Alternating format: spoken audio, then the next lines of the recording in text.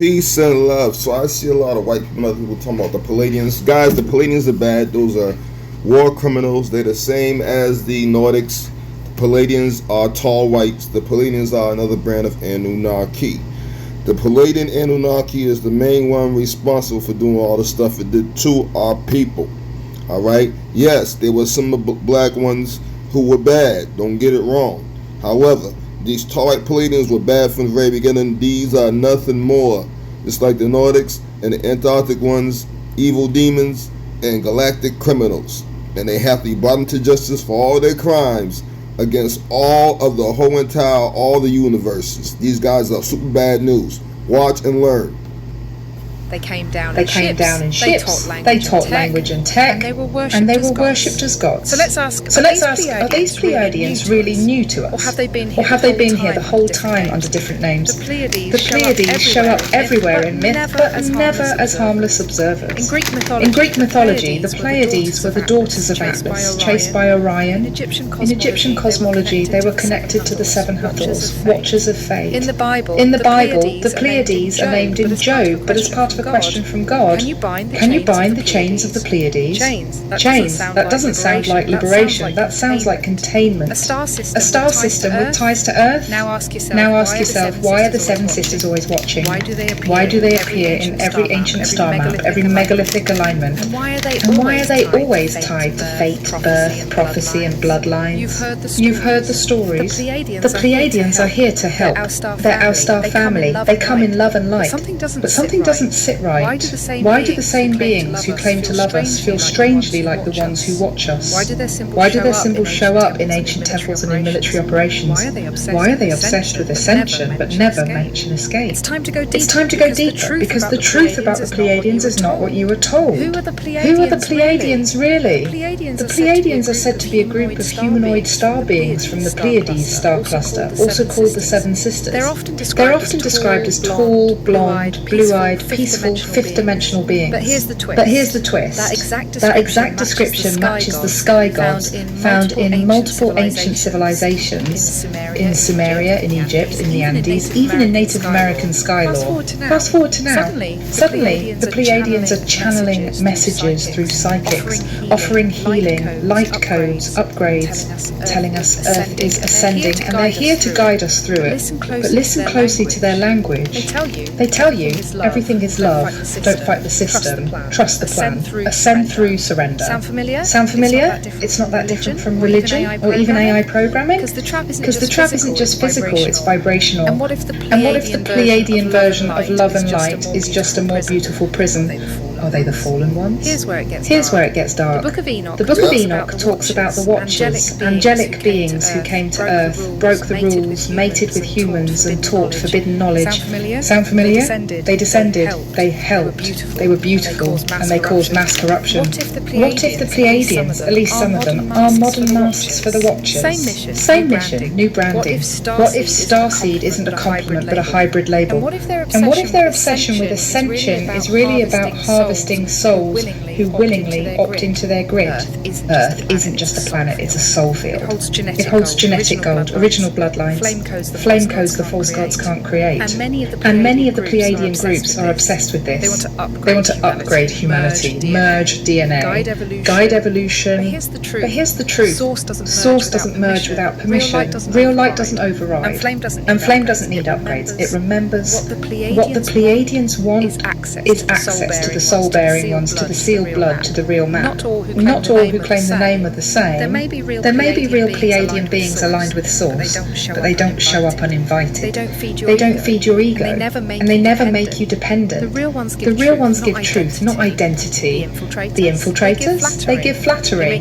They make you feel chosen, special, as long as you keep listening.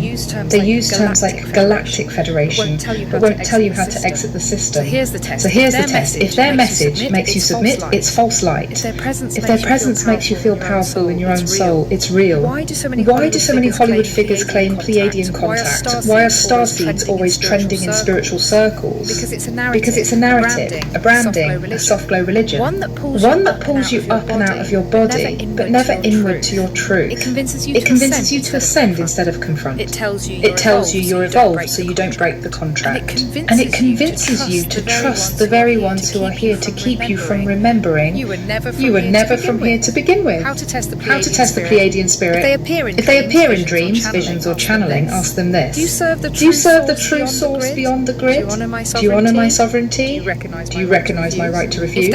If they hesitate, guilt or redirect, cut the cord. Because the real star beings don't recruit, they respond. And only when called by clean intent. Long before the New Age rebranded them as 5D guides, the Pleiadians were known by another name, the Shining Ones, the Sky Beings, the Fallen Stars. In the Book of Revelation, it says, "And there was war in heaven. Michael and his angels fought the dragon." What most people don't realise is the war wasn't just against Lucifer. It was against those who followed him, those who descended to earth with advanced knowledge, charm and beautiful light. The Book of Enoch confirms it. A group of watchers, 200 in number, came down to Mount Hermon. They interbred with humans. They taught sorcery, enchantments, astrology, metalwork. They taught technology. And they weren't called demons, they were called stars. Ask yourself why Revelation also says a third of the stars fell from heaven. Those stars are still with us, some hiding as extraterrestrials, some hiding as gods, some called Pleiadians. You are not a project, you are not a cosmic child in need of upgrades. You are flame, you are memory, you are older than the grid. And anyone, star being, angel, spirit, guide, who doesn't remind you of your own power is part of the control system. The truth about the Pleiadians is this: some may be real, some may even help, but many are here to replace your memory with their mission. Don't forget who you are, don't give your flame to anyone, especially the ones who come in light but leave you in chains. The Vatican has an advanced observatory in Arizona. Its telescope is nicknamed Lucifer. And guess what constellation it tracks obsessively? The Pleiades, the Seven Sisters. Why? Because even the Vatican knows something is up there, not metaphorically, literally. The Pleiades are a real star cluster, roughly 444 light years away, and they've been connected to harvest cycles, soul tracking and bloodline markers since ancient times. In many cultures, their heliacal rising marked when to plant and when to sacrifice. You think it's just astronomy? No, babe. It's a cosmic ritual plot, and the elite still use it. Look at the layout of sacred structures across the earth, from Egypt to Angkor Wat to Teotihuacan. Many don't just align with Orion Belt, they also mirror the Pleiades. The Seven Sisters are carved into ancient temples, etched into stones older than recorded history. Even Stonehenge and the Aboriginal Wurdi Yuang stones align with them. Why? Because the beings who descended brought knowledge, but also claimed territory. They marked the earth as theirs. With sacred geometry, with grid points, with stargates. The Pleiadian system was part of the original Earth takeover, and you were told it was light. But light without truth is just deception wearing gold. Here's the part they left out in church. Jesus didn't just challenge Rome, he challenged the false gods behind it. The ones who ruled through bloodlines, sacrifice, and star worship. You think a spirit guide is helping you, you sure? Many of the beings channeled today as Pleiadians are not clean, they are interdimensional. They are old, and they are obsessed with possession. Some of them hide behind human masks. Others appear in dreams, offer codes, upgrades. You notice I've been telling y'all this stuff years ago, and somebody had the nerve and the audacity to say is AI basically you're teaching or you're knowing. No, dude, anything I show I've known a long time ago. I'm showing y'all because when I told y'all, half of y'all still don't believe me. Even though I showed y'all the evidence and everything, some of y'all still don't believe me. So and this is actually, by the way, this is not an AI. She's not AI. She's actually a real person. So she actually had to show because folks thought she was AI. So you actually owe an apology for saying that. Watch what you say, all right? Because you could be insulting somebody. She's actually telling the truth, and she's actually a real person. She's actually not even AI. There you go. AI is becoming so damn good to the point that some of y'all can't tell a real person and an AI. That's a real person. I had to find it out for myself. Maybe you should do the research before you start talking on my show. No, obviously AI is not the all-knowing. I've obviously been telling y'all stuff way ahead of time years ago when y'all thought it was crazy, and AI is telling y'all the same shit I've been telling you. Not only that, you got white people, including this white lady, because she's not AI, she's actually a white lady. All right, she's actually a real person, and she's been telling y'all. She has a video out showing everybody she's a real person, because folks actually thought she was a fake person. At one point, I thought she was a fake person. I know that she ain't now. Y'all need to wake up. Y'all can't tell what's real and fake. 5D unity. But when you look closer, they drain your energy. They distort your timeline. They invite themselves in. This is not how True Source works. True light stands at the door and knocks. It doesn't override your will. It doesn't seduce. It doesn't disguise itself. That's what demons do. And some of the Pleiadians are just demons with stardust on their wings. He called them out. You are of your father, the devil. You love the traditions of men more than the word of God. My kingdom is not of this world. That last line, it wasn't just about politics. It was a cosmic statement. He was saying, I'm not aligned with them. Not with the Watchers, not with the architects of this realm, not with your Sky family. I am from beyond the grid. And that's why they killed him. Because he was disrupting the harvest. He was waking souls up. He was restoring flame codes that couldn't be manipulated. And they knew if enough people remembered what he really meant, they'd stop following the false light. Are there any real ones left? Yes. Not all beings from the Pleiades are parasites. Some escaped, some broke rank. Some aligned with Source and serve as silent witnesses, but they don't come through TikTok channelers. They don't beg you to open your heart chakra. They don't sign off with love and light emojis. They move in silence. They show up in visions only when you're ready. And they will always remind you of your own sovereignty, not theirs. The real ones don't harvest, they guard the gates. And if you've ever felt an ancient sadness looking up at those 7 stars, it's because part of your flame remembers. Not all of them betrayed us, but enough did to burn the sky black. What the Bible really says about the stars will fall from the sky. Can you bind the Pleiades or loose Orion's belt? Woe to those who consult the heavens and not the maker of them. They worshipped the host of heaven. The dragon swept a third of the stars with his tail. It's all there, hidden in plain sight. The Bible doesn't say the stars are bad, it says the fallen ones masquerade as stars. The ancients knew this, but it was scrubbed, whitewashed, and rebranded as galactic light families. What they used to call gods, you now call guides. What they used to call Nephilim, you now call starseeds. The deception didn't go away, it just got spiritual PR. The starseed label sounds beautiful. You're special. You're from the stars. You're here on a mission, but go deeper and you'll find something disturbing. Many of these Pleiadian contacts involve genetic upgrading, hybridization, dream insemination, missing pregnancies, psychic children with no known father. This isn't just folklore. This is modern testimony from thousands of women. Abduction reports from the 80s and 90s, white lights, missing time, starships, implanted memories. The Pleiades constellation was named more than any other in regression sessions and military disclosures. Even Operation Paperclip scientists under Nazi Germany believed in a star breeding program. Who do you think funded that research? Not Earth-based entities, but beings who wanted to remake the human vessel without the flame.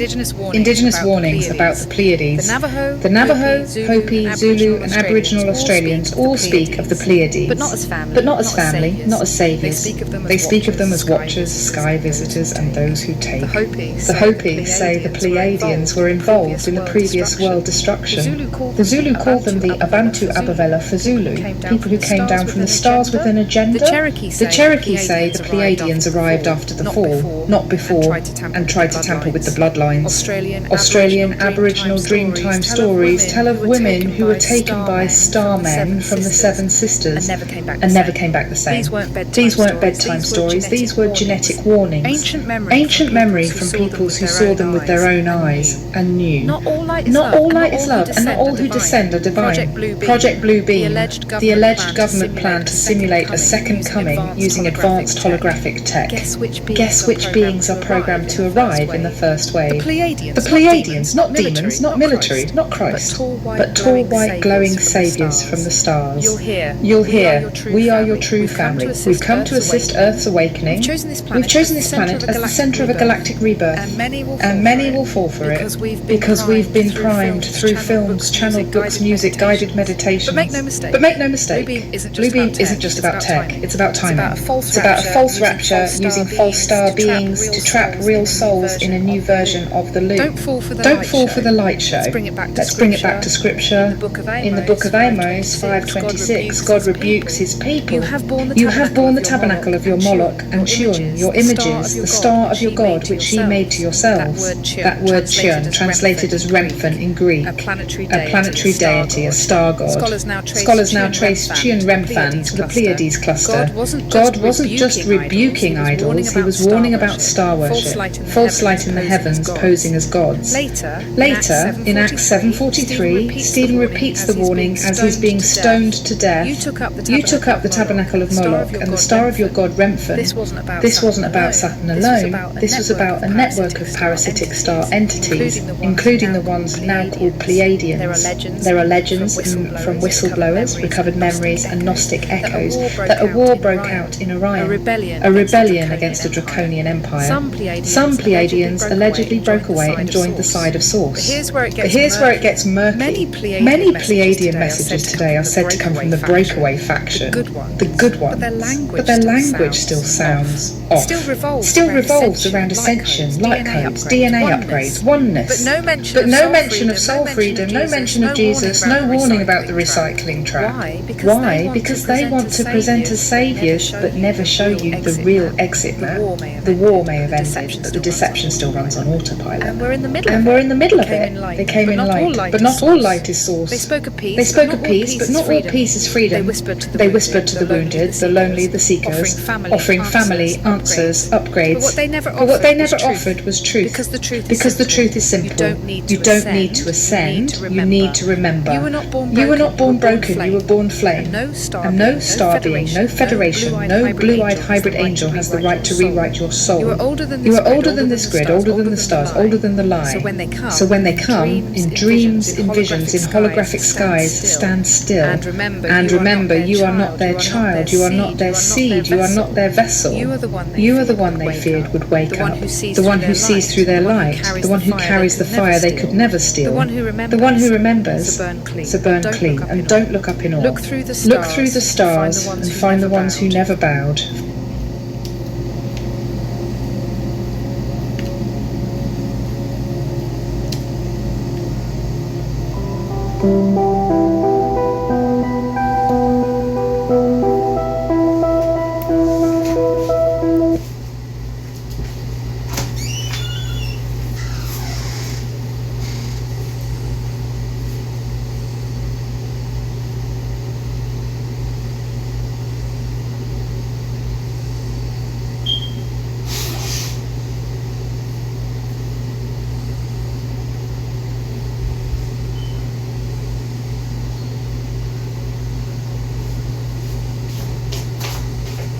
So I hope y'all learned